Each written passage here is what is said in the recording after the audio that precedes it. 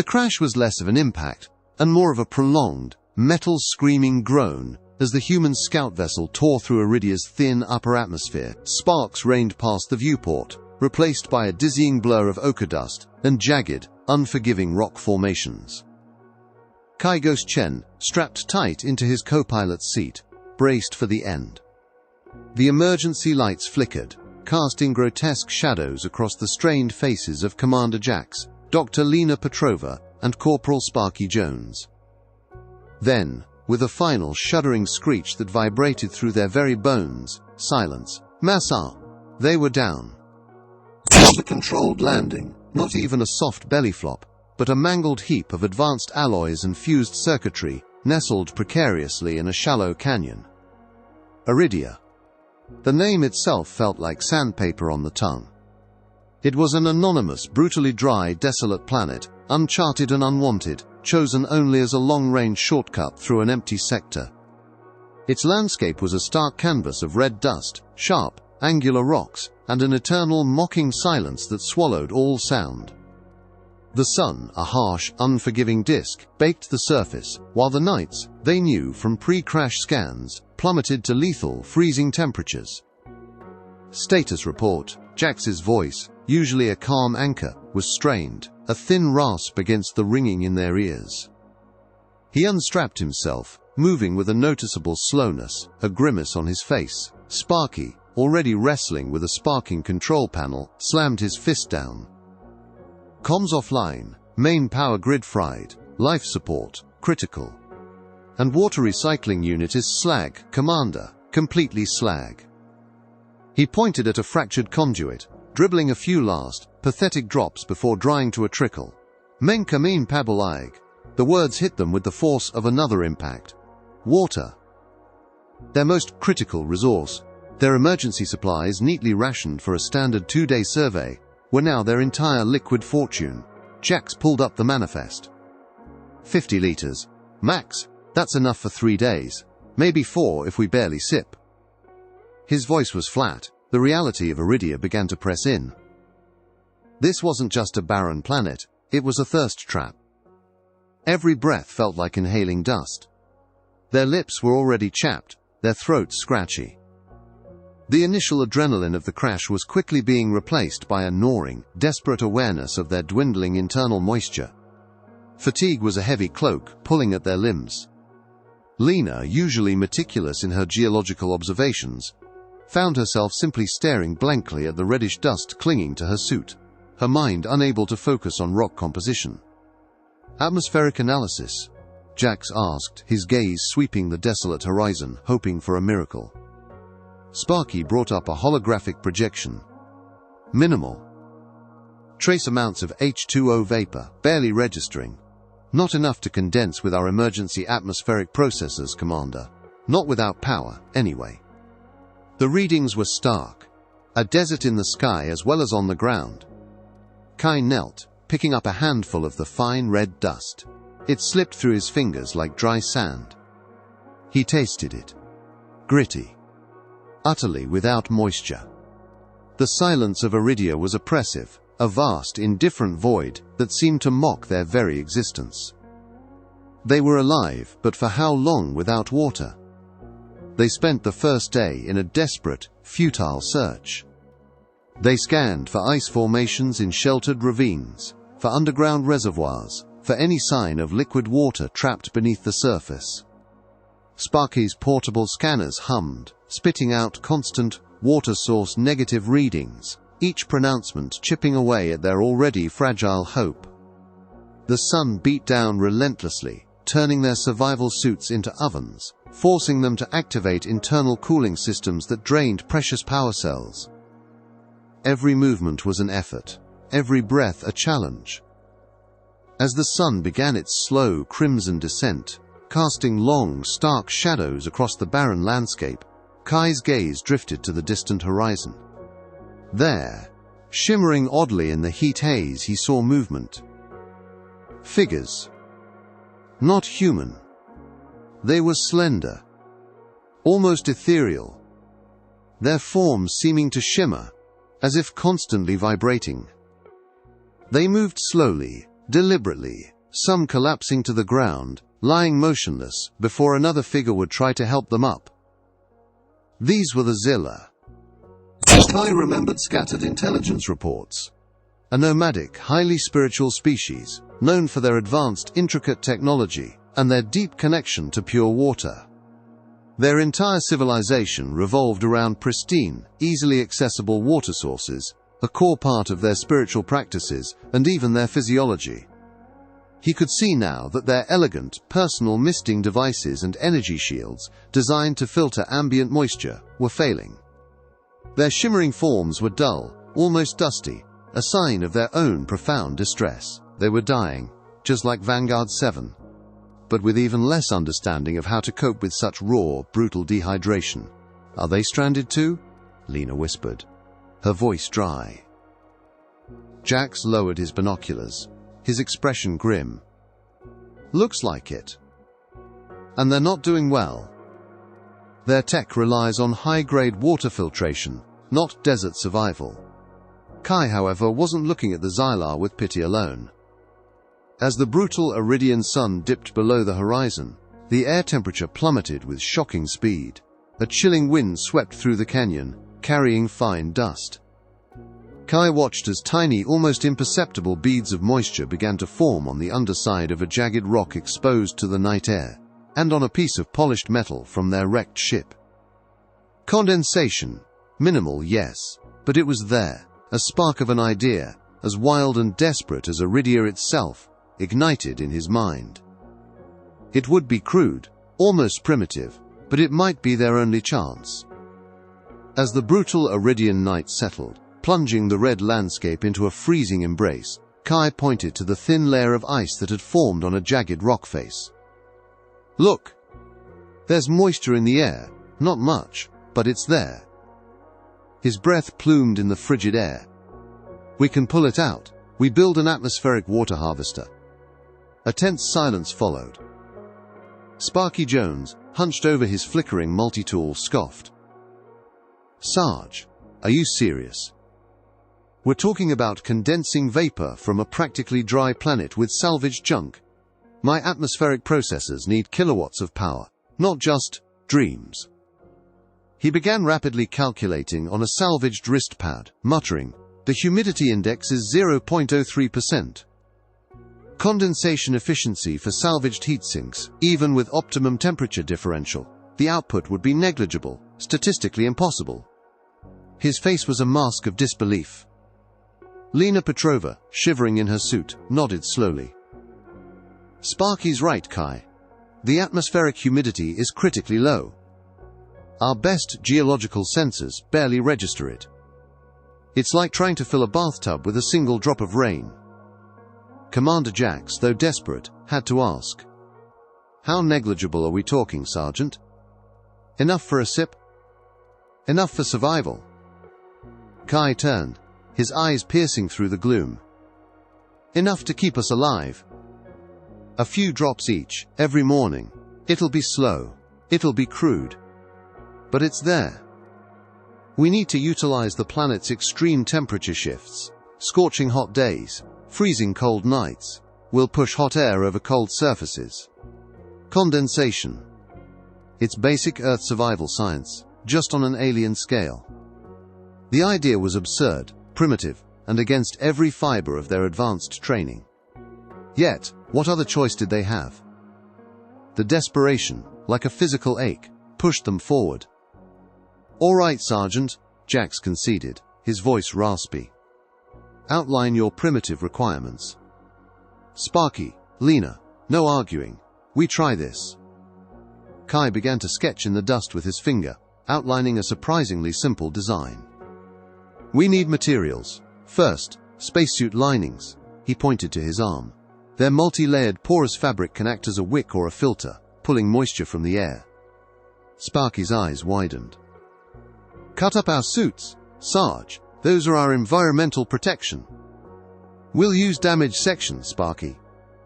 The ones that won't hold integrity anyway, Kai calmly replied. Next, old plastic sheets. Salvaged from emergency shelters, equipment covers, anything we can find. We'll use them as collection surfaces. Lena, ever practical, pointed. I saw some sheeting near the aft section of the wreckage. Probably torn, but might be salvageable. Good, Kai said. Then, small, hand-pumped compressors. From medical kits, emergency repair tools. We need to create airflow. Sparky groaned, already imagining the exhausting labor. And finally, salvaged wires and heat sinks from the ship's wreckage to help manage the temperature differential. As they scavenged the wreck, Kai also looked to the local environment. Lena, did you notice any of those tall fibrous plants near the ravine? The ones that shimmer in the moonlight? If they're tough enough, they might work as additional wicking material or even structural supports.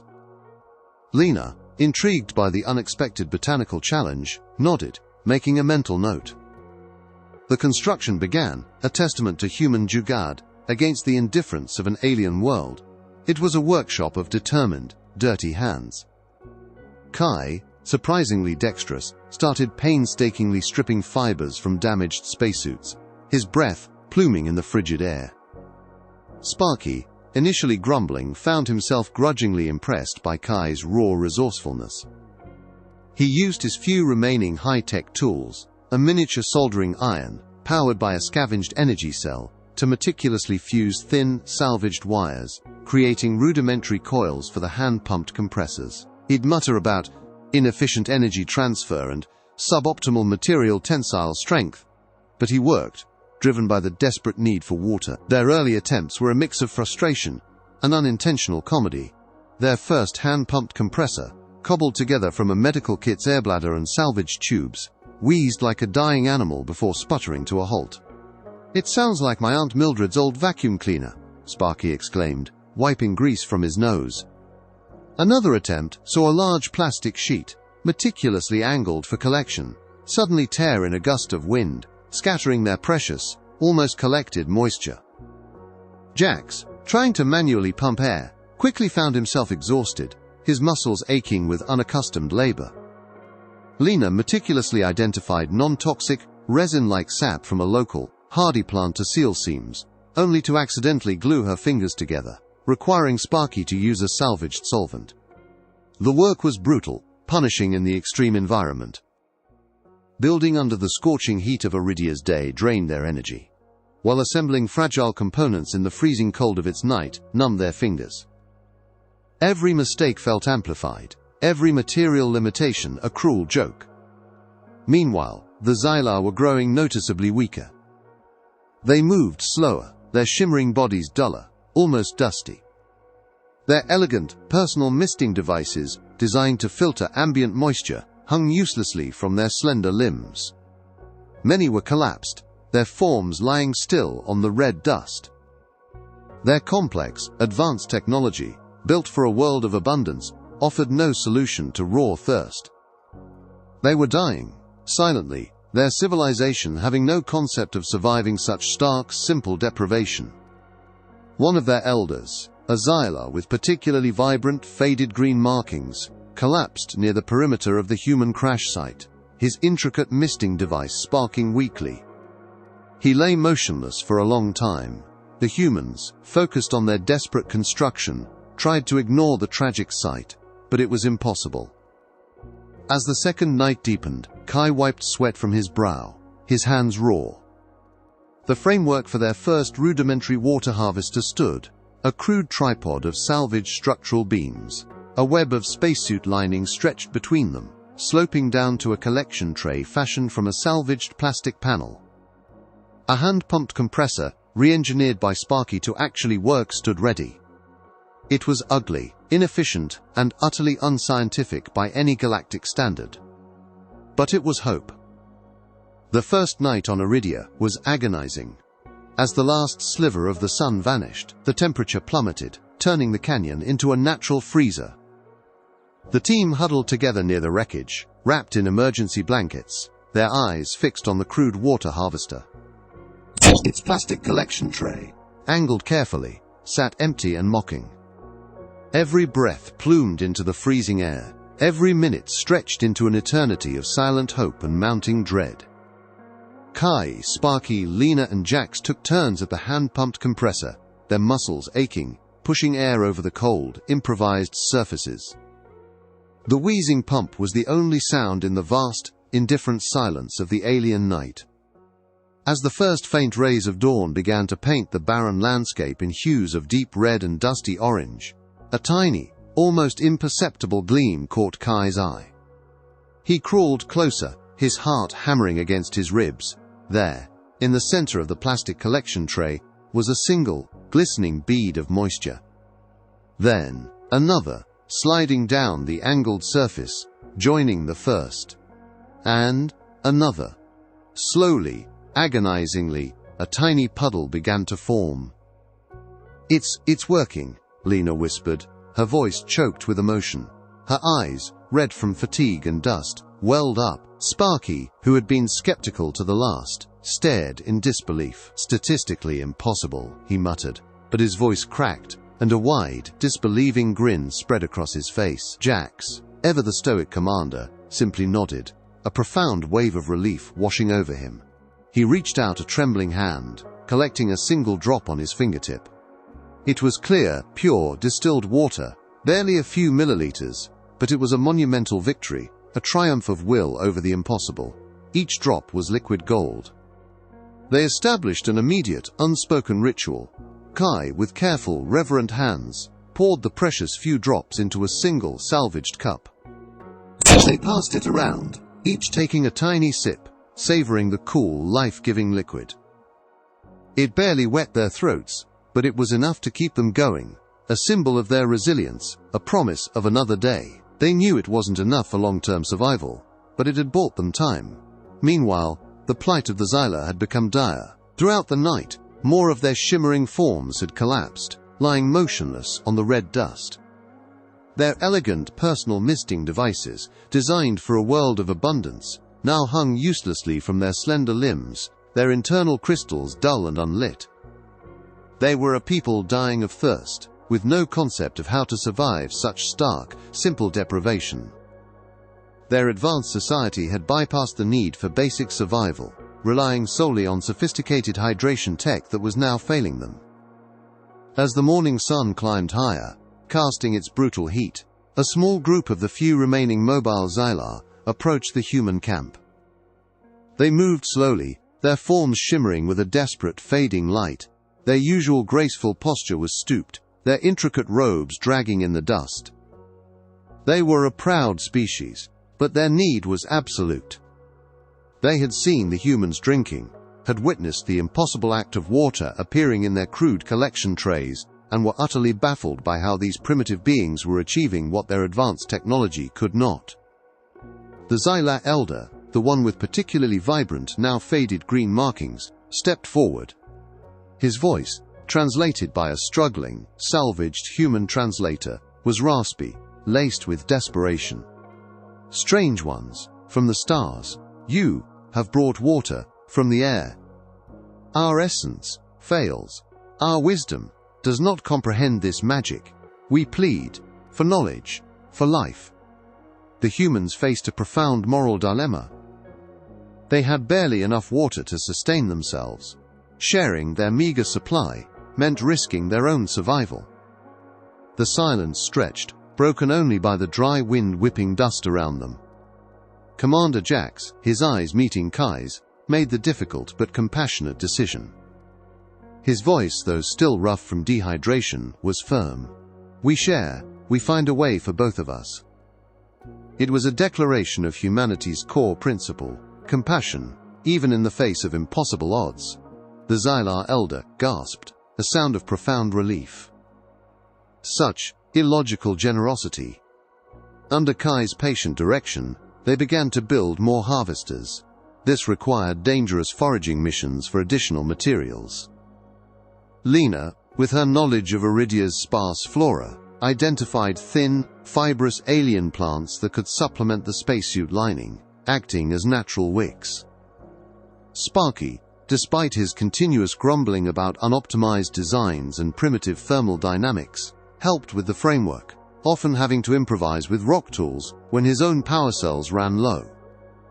The Xylar observed them with intense, bewildered fascination. They watched the humans hand-pumping, adjusting angles, gathering crude materials.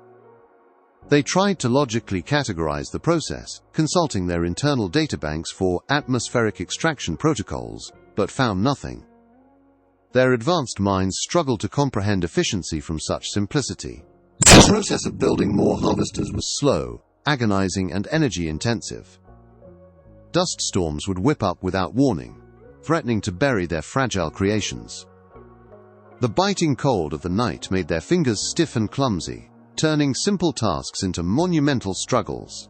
Parts broke, some even froze solid overnight. But with each functioning harvester, a tiny trickle of water appeared, a promise of a new dawn, a testament to shared, desperate hope. The number of collected drops grew, a precious, life-sustaining trickle for two species on a dying world.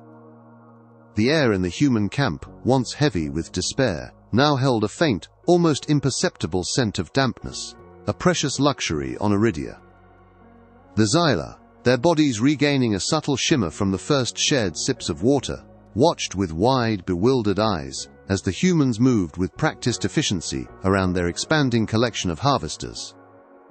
Commander Jax ensured a fair distribution, a few precious milliliters for each, human and Xylar alike, a silent testament to their shared plight. Then came the profound exchange. Kai, with painstaking patience, began to teach the Xylas how to build and operate the water harvesters. This was no easy task. The Xylar, used to elegant, high-tech solutions, powered by complex energy fields, struggled immensely with the crude, physical nature of the human jugaad. "You wish us to press this apparatus?" A Xylar engineer, whose intricate internal light patterns usually bespoke profound logical processing, queried through the struggling translator. He gestured at the hand-pumped compressor, with a slender, almost translucent digit, as if it were a dangerous, illogical puzzle. "Yes, you press it," Kai explained, demonstrating the rhythmic motion. "It pushes air. Air has water. Water goes here." He pointed to the collection tray. The Xylar would attempt to logically categorize hand-pumping, trying to find an equivalent in their vast data archives of efficient energy transfer or automated fluid dynamics. They'd try to optimize the plastic sheeting by adding intricate, glowing patterns, believing it would enhance efficiency, only for Sparky to sigh and peel off the useless additions. "It's not about making it pretty or complicated," Sparky muttered to Kai, wiping his hands on a salvaged rag. "It's about making it work, like, with dirt and elbow grease." He found himself teaching basic mechanics, how a lever works, the principle of friction, to beings who could probably calculate the trajectory of a starship by thought alone. The Xylar engineers would occasionally try to debug the harvesters by running their hands over them, their forms flickering, as if trying to upload diagnostic programs into the spacesuit lining. It was a bizarre, often humorous clash of civilizations. Beyond just the water, the humans began to teach the Xylar fundamental survival skills vital on Iridia. The Xylar, whose advanced society had engineered every comfort and convenience, had no concept of rudimentary shelter or energy conservation. Lena, using her knowledge of basic Earth geology, showed them how to use the jagged rock formations to create shaded shelters against the scorching sun and windbreaks against the freezing night. Kai taught them techniques for conserving their physical energy, moving efficiently across the barren landscape. The Xylar, initially bewildered by these primitive methods, quickly adapted as they saw the immediate benefits to their survival. In return, the revitalized Xylar began to contribute invaluable knowledge.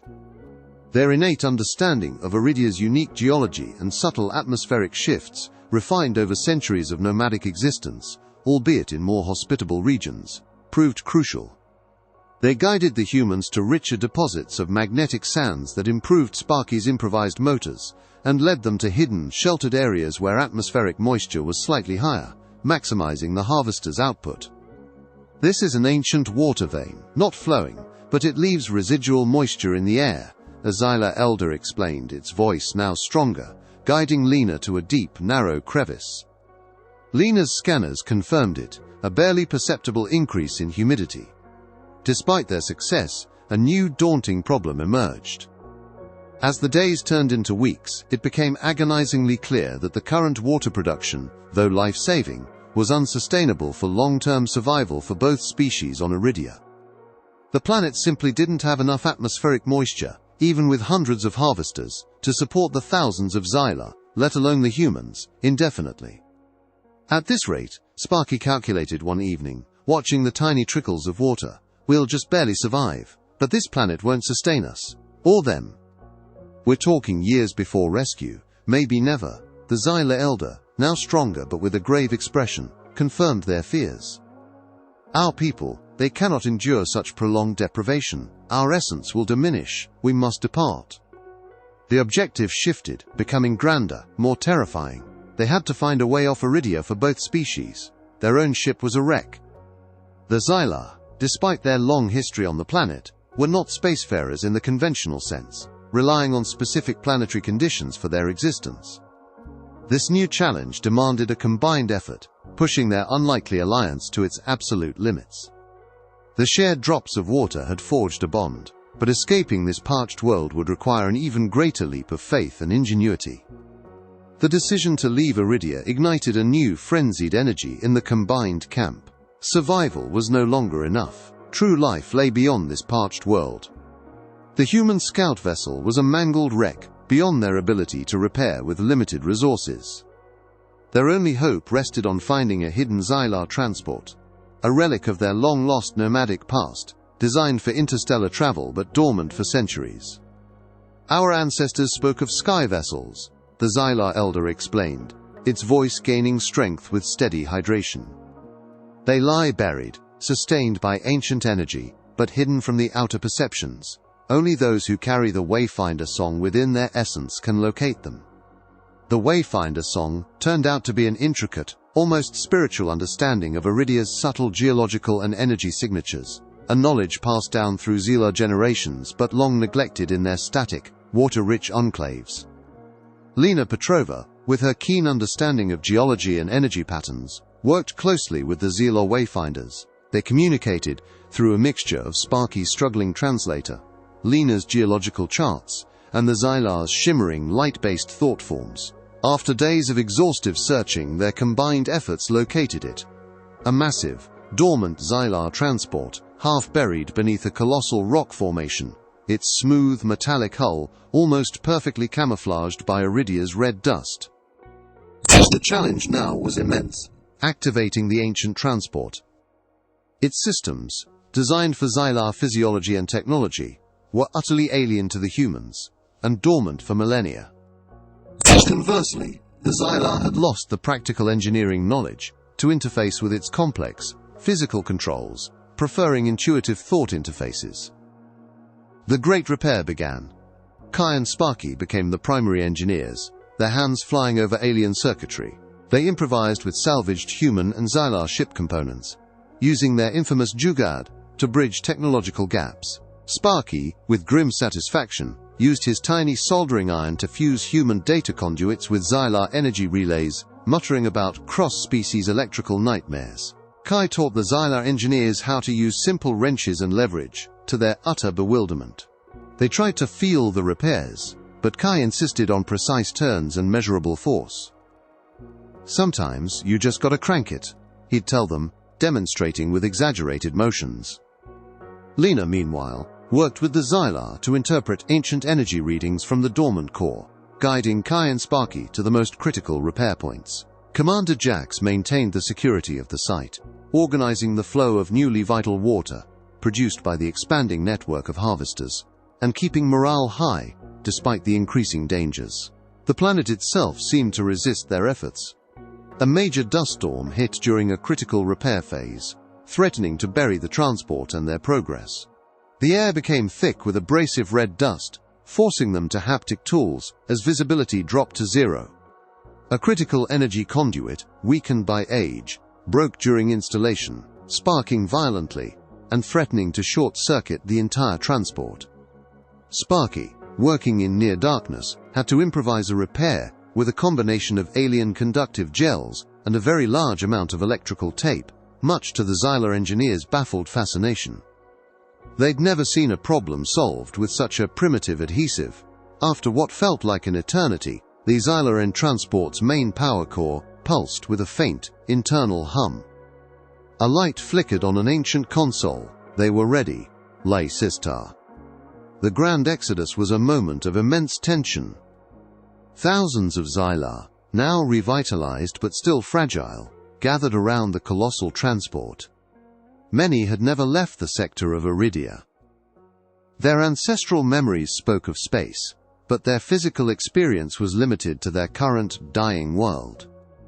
They watched as Kai and Sparky, their faces grimy with dust and exhaustion, performed final checks. Jax gave the order. The Xylar Elder, with a solemn gesture, activated the ancient controls. With a deep, resonant hum that vibrated through the ground, the colossal transport slowly, majestically, began to rise. Iridia's red dust, loosened by the vibration, rained down around them as they ascended. The Xylar, who had been on the brink of extinction, felt hope surge through their collective being. The journey was tense. The ancient systems were temperamental, occasionally flickering, causing heart-stopping moments of silence before Kai's quick fixes, or Sparky's percussive maintenance, brought them back online. But they made it. The transport, a beacon of shared survival, burst through Iridia's upper atmosphere, leaving the parched planet a receding red sphere below. The Xylar, gazing out at the vastness of space, felt a profound, spiritual transformation. They had been rescued, not by advanced technology, but by the illogical ingenuity and compassion of a species they barely knew. News of the impossible escape and the bizarre nature of their salvation spread like wildfire across the Xylar hegemony. The Xylar, now revitalized and deeply grateful, traveled throughout their vast communities, sharing the incredible story of human ingenuity and their unparalleled compassion. They became humanity's most fervent ambassadors, praising their adaptability, their spirit of jugaad, and their willingness to share their last drops of water. Humanity's reputation soared. They were no longer just curious explorers or efficient strategists. They were recognized as the life-givers, the water weavers, the oasis makers. New, honorary titles were bestowed upon the crew. Sergeant Kai Ghost Chen was formally recognized across Xylar communities as the arid bringer of flow, and unofficially as the Great Weaver of Life. Corporal Sparky Jones became known as the Primitive Alchemist for his ability to transform nothing into something, and the Circuit Whisperer. Dr. Lena Petrova was hailed as the Stone Speaker for her understanding of planetary energies, and the Flow Finder. Commander Jax earned the title of the Bridge Builder, a testament to his leadership in uniting two desperate species. The improvised atmospheric water harvester, a testament to ingenuity from nothing, became a universal symbol of hope and adaptation. Its blueprints, now refined by Xylar and human engineers, shared across new galactic alliances. Humanity's ability to improvise, to innovate from the most basic materials, and to demonstrate profound compassion in the face of absolute despair, became their defining trait in the galaxy. Back on a vibrant, water-rich Xylar planet, Kai, now weary but content, stood by a small, thriving plant from Iridia, a rare, hardy specimen that now bloomed in abundance, thanks to careful cultivation. Nearby, a slightly larger, refined version of the water harvester sat silently, its transparent collection tray slowly filling with pure, distilled water from the ambient humidity. It was no longer a crude survival tool, but a monument to resourcefulness.